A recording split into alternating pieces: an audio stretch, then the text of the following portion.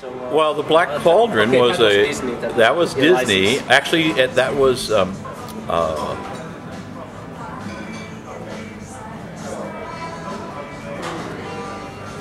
just forgot his name.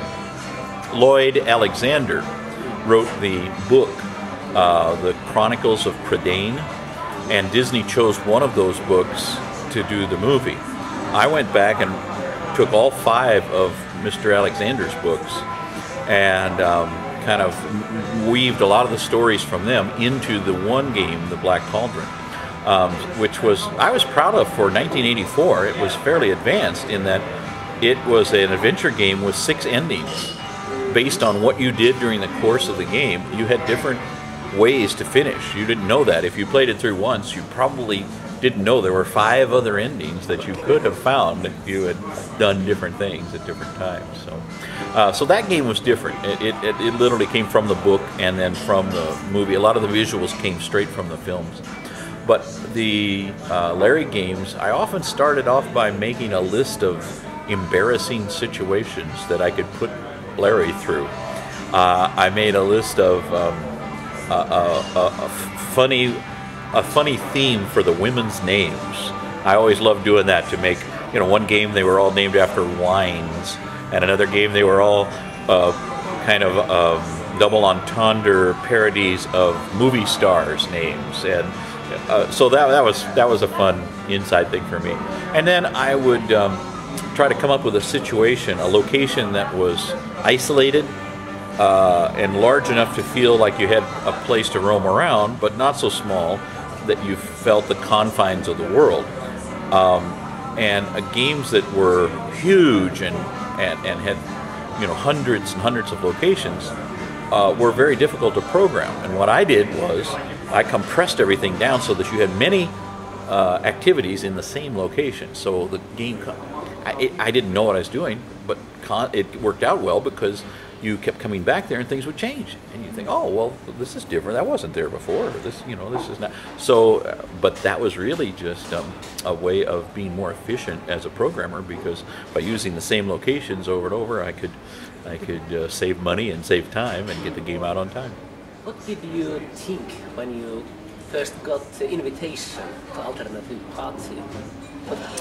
I was intrigued by the whole concept because I don't know of a similar scene in the United States. I mean, it may exist, but I don't know about it. I've not heard about it, and I thought it was very interesting and unique. The demo scene is, I think, a little different here, because over there,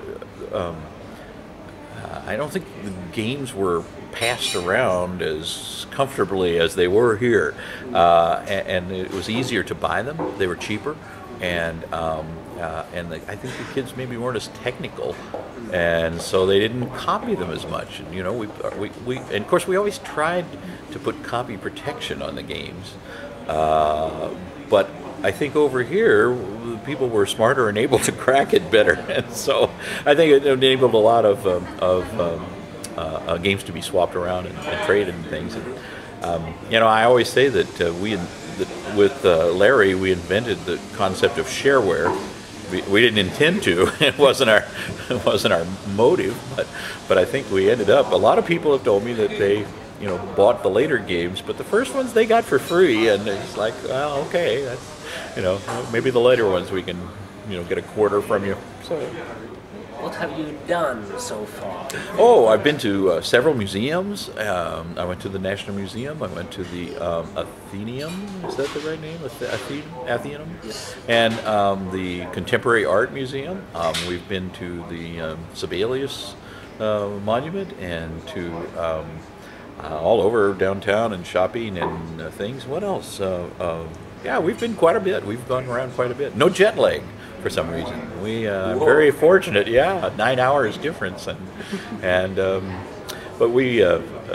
my wife and I are pretty seasoned travelers. We travel quite a bit, and so we kind of have our ways of getting around it. First time in Scandinavia at all. Yeah, and we hope to, after the party is over, we hope to tour around, or intend to tour around.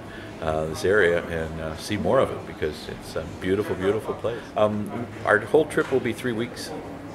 3 weeks? Yes, but not in Helsinki. Yeah.